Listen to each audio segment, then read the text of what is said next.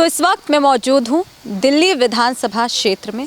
नई दिल्ली विधानसभा में हूँ मैं इस वक्त, जो कि सबसे ज़्यादा चर्चित सीट है क्योंकि यहाँ से खुद केजरीवाल चुनाव लड़ रहे हैं और परवेश वर्मा बीजेपी की साइड से चुनाव लड़ रहे हैं, कांग्रेस के संदीप जी यहाँ से चुनाव लड़ रहे हैं। तो इन पार्टियों को तो हम आप जानते हैं बहुत अच्छे से, कांग्रेस हो गई, बीजेपी हो गई, आम आदमी पार्टी हो गई, लेकिन एक चेहरा और ऐसा है जो कि अभी उभर कर आया है। मैं बात कर रही हूँ बीएलपी पार्टी के मुनीश कुमार रायजादा की, जो कि मेरे साथ इस वक्त मौजूद हैं।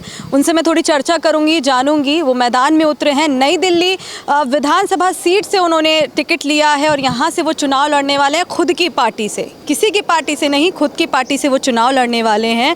और इस सीट को बहुत खास माना जा रहा है क्योंकि सबसे ज़्यादा लोकप्रिय सीट है।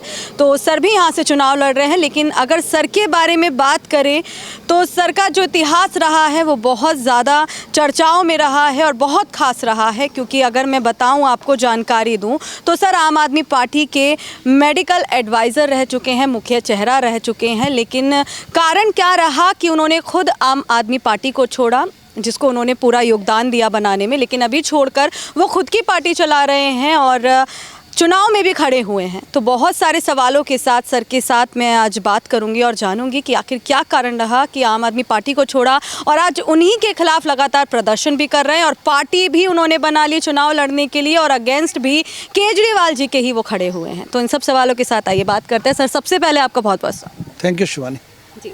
सर देखिए, पहला सवाल तो आपसे यही रहेगा कि इतिहास को उठाकर देखें, इतिहास के पन्नों पर नज़र डालें। आम आदमी पार्टी का मुख्य चेहरा आप रहे हैं, मेडिकल एडवाइज़र आप रहे हैं। बात करें मोहल्ला क्लिनिक, जिसको सबसे ज़्यादा केजरीवाल दोहराते हैं, मोहल्ला क्लिनिक का हमने दिल्ली में अलग अलग जगह आविष्कार किया, लेकिन संस्थापक उसके आप ही रहे हैं जानकारी के अनुसार। तो क्या कहेंगे, आपको तो कहीं से कोई क्रेडिट नहीं मिलता नज़र आता?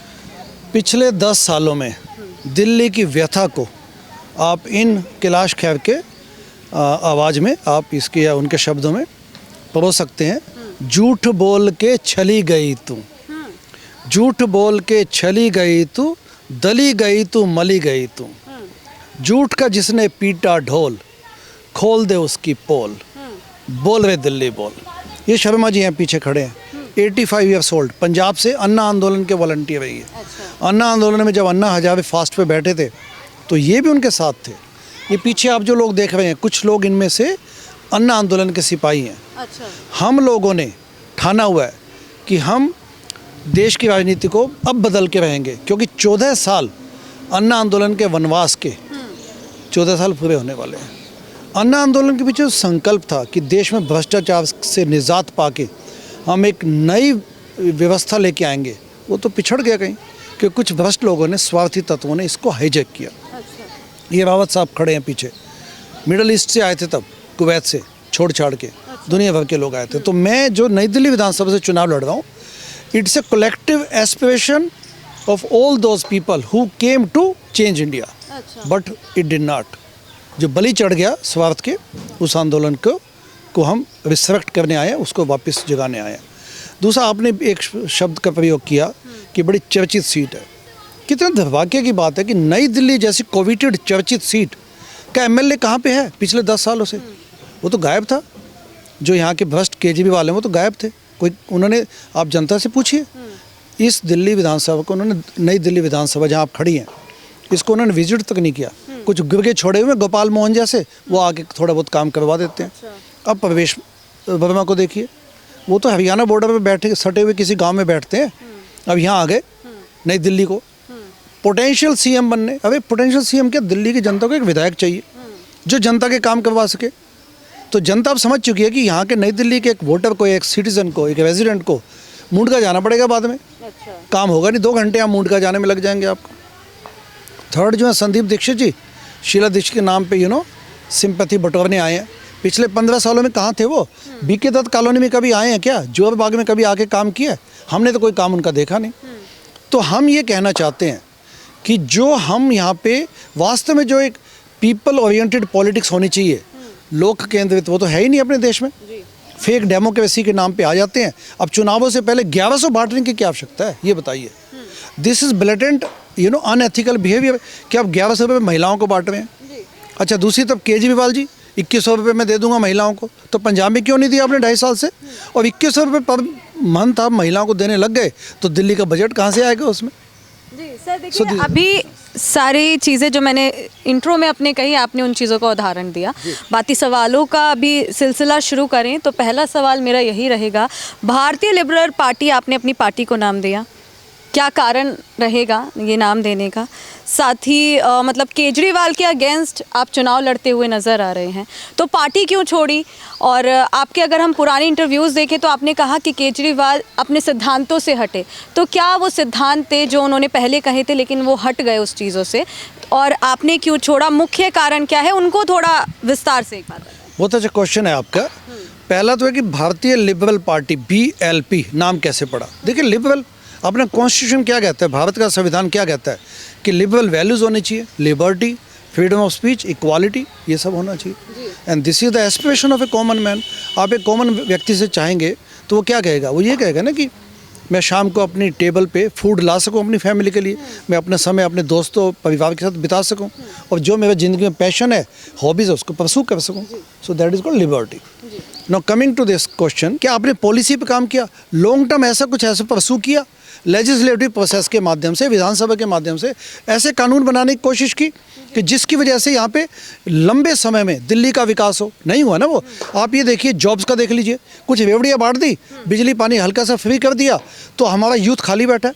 नई दिल्ली विधानसभा में आप घर घर जाइए, एक ही कॉमन शिकायत आती है कि मदर की टीस आती है कि मेरा बेटा पढ़ चुका है, उसको नौकरी नहीं है। अच्छा। NDMC, new Delhi municipal council, भ्रष्टाचार का अड्डा बना हुआ है। सफाई कर्मचारियों से बात कीजिए, दिल्ली के बाकी विधानसभाओं के MCD के लिए आप बात करें, म्यूनिसिपल कॉर्पोरेशन ऑफ दिल्ली, पूरी दिल्ली MCD, NDMC में बात कीजिए, लगातार सफाई कर्मचारियों के मुद्दों को कभी नहीं उठाया गया सीरियसली। वो लोग 25-25, 30 सालों से कॉन्ट्रैक्चुअल बेसिस पर सफाई कर्मचारी काम कर रहे हैं। इन्होंने बोला था कि हम सफाई कर्मचारी को सफाई वॉरियर्स बनाएंगे, लेकिन उनको यहाँ पे यातनाएं दी गई, उनके लिए कोई पॉलिसी नहीं बनाई गई। गेस्ट टीचर्स को देखिए, बस मार्शल्स का मुद्दे देखिए, एजुकेशन और हेल्थ में इन्होंने हाइप क्रिएट कर दिया। मोहल्ला क्लिनिक का कॉन्सेप्ट सत्येंद्र जैन जी के साथ बैठ के हमने बनाया था। मैंने उनको बोला था, क्योंकि I was advisor to Satyendra Jain. 2015 में जब गवर्नमेंट बनी 67 सीटों के साथ, मैं सचिवालय में बैठता था। हमने उनको आइडिया दिया कि आप मोहल्ला क्लिनिक जैसा, USA का आइडिया है हमें चीज़ों का, US पॉलिसी का हेल्थ का, हमने कहा आप हेल्थ क्लिनिक्स खोलिए।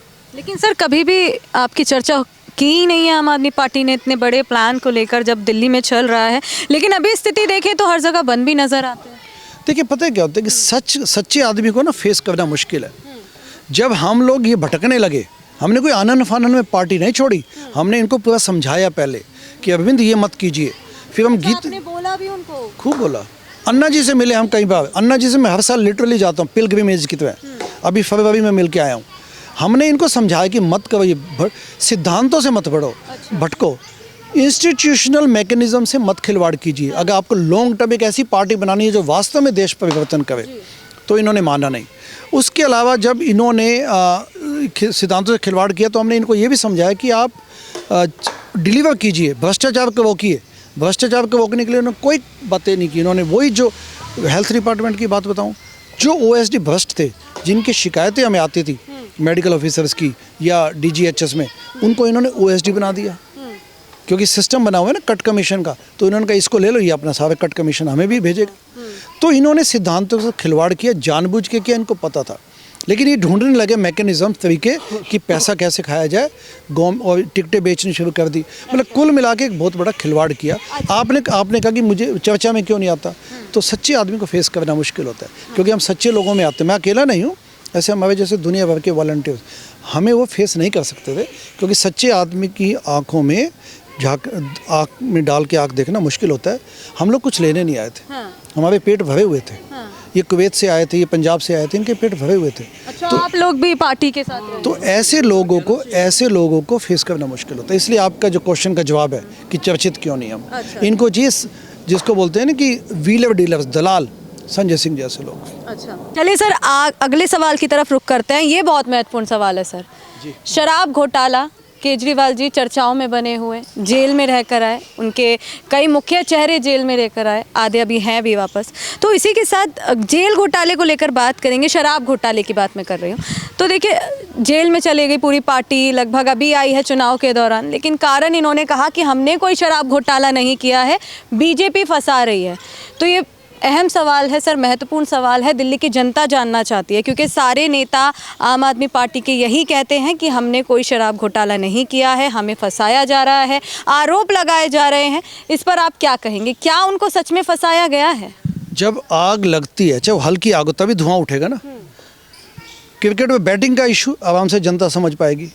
कईयों पे आरोप लगे, जो बिल्कुल क्लीन व्यक्ति होते हैं, सचिन तेंदुलकर जैसे पे, सुनील गावस्कर पे कभी क्यों नहीं आरोप लगे? क्योंकि मुद्दा ही नहीं था, क्योंकि जानते हैं लोग वो किस किस्म के लोग होंगे। जब आपने गोवा में अंधाधुंध पैसा खर्च किया, करवाया, साउथ लॉबी तो देख लीजिए, 12-15 ब्यूरोक्रेट सस्पेंड हो चुके हैं, 2 व्यक्ति जेल में जा चुके हैं, 3 व्यक्ति बल्कि संजय सिंह, मनीष सिसोदिया एवं अरविंद केजरीवाल, ये तीनों भी जेल में गए हैं। सुप्रीम कोर्ट ने सिर्फ बेल पे इनको बाहर भेजा है। अभी तो ट्रायल शुरू होगा और उसमें सब पानी का पानी और दूध का दूध हो जाएगा। ये कहना कि इसने फंसाया उसने फंसाया, ईडी चार्जशीट बना के बैठी हुई है, सब कुछ है इसमें। इन्होंने घोटाला किया, इन्होंने पैसे खाए, इन्होंने टिकटें बेची हैं, इन्होंने कंपनियों को लॉबीज ना फॉर्म्स को प्रॉमिस किया, मतलब एक नई पॉलिसी बनाई, रेवेन्यू पॉलिसी, जिसमें सीधा कॉन्ट्रैक्टर्स को, जो सप्लायर्स थे ये ना शराब के, उनको सीधा फ़ायदा होना चाहिए था, इन्होंने बनाया। इस फिस्कल इस पॉलिसी को आप समझेंगे, पढ़ेंगे तो ये क्लियर हो जाता है कि इन्होंने घोटाला किया, इन्होंने जानबूझ के एक ऐसी नीति बनाई जिससे इनको सीधा फायदा हो। देखिए, आप एक पूर्व सदस्य होने के नाते आम आदमी पार्टी के, आप खुद ये कबूल रहे हैं कि घोटाला किया है। घोटाला किया है, और घोटाला क्योंकि अभी ट्रायल कंप्लीट नहीं हुआ, इसलिए इस वक्त कहना मुश्किल है कि इनको अभी सज़ा क्यों नहीं मिली, लेकिन तय मानिए कि इनको सज़ा मिलेगी। अल्टीमेटली इन्होंने जुर्म किया है। आप डॉक्टर आर शर्मा हैं, मैं पंजाब से मोगा से हूँ। 2011 के अंदर से चल रहे हैं, और 2011 में जब अन्ना जी ने, और ये भी थे, इन्होंने कहा कि मरम्मत रखना है, भ्रष्टाचार को हटाना है। ये अमेरिका से आए थे वहाँ डॉक्टर 2011 में। कई पूछते हैं ना, ये तो डॉक्टर है, इनको क्या है? मैं क्या, मरने के लिए आए थे तुम्हारे लिए, या और मैं आया था वहाँ मोगा से। लेकिन हमने एक चीज़ देख ली थी कि दोनों धोखा दे सकते हैं, सिसोदिया भी और केजरीवाल भी। लेकिन हम समझते थे बचा लेगा अन्ना इनको, लेकिन अन्ना से भी धोखा किया, हमसे भी धोखा किया। लोग हमें भी ऐसा समझते हैं जैसे ये भी धोखा देंगे। यानी कि आप मान रहे हैं कि अन्ना हजारे के साथ धोखा किया है? हमारे साथ भी किया, आंदोलन से किया। हाँ, हम ये कहते हैं कि ऐसे आदमी, आपने सबको टाइम दे दिया, 3 बार टाइम क्यों देते हो? काठ की हांडी तो एक बार चढ़ती है, 15 साल क्यों चढ़ गई है? अब ऐसे कांग्रेस को मौका दे दिया, आपको मौका दे दिया, भारतीय जनता पार्टी को। डॉक्टर साहब को मौका तो दे के देखो। हम सबको एक चीज़ कहते हैं, आगे से याद रखना, हमें भी चुन लेते और हम काम ना करें, हमें निकाल के फेंक दो, दोबारा मौका क्यों देते होगा? चलिए सर, आगे आप ही से बात करूंगी। सर, जैसे कहा सर ने कि मौका देकर तो देखो आपको, तो अगर आपको मौका दे देती है जनता, तो आप ऐसा क्या करेंगे जो अदर्स पार्टी या फिर सबसे बड़ी पार्टी जिसके खिलाफ आप लड़ रहे हैं, आम आदमी पार्टी, वो नहीं कर पाई? हमारे 3 जो डिटर्मिनेशंस हैं, प्रोमिसेस, और जिनको हम इरादे बोलते हैं, नंबर 1 एंटी करप्शन प्लैंक। हमने ये वादा किया दिल्ली की जनता को कि सत्ता में आते पहला कदम होगा एंटी करप्शन कमीशन का गठन, जिसकी संवैधानिक मान्यता होगी।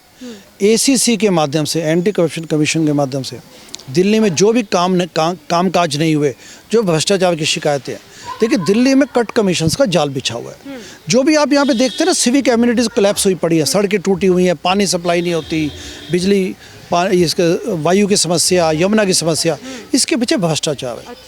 भ्रष्टाचार को ये पॉलिटिकल पार्टीज मुद्दा नहीं बनाने देना चाहती, क्योंकि इससे उनकी गोटियाँ फिट हो जाती हैं, पोल खुलती है। इसलिए हमने कहा कि हम भ्रष्टाचार को मेन स्ट्रीम मुद्दा बनाने के लिए कमिटेड हैं, भ्रष्टाचार को मुद्दा बनाएंगे और एसीसी के माध्यम से भ्रष्टाचार दिल्ली में हटाएंगे, विकास का पथ आगे लेके जाएंगे।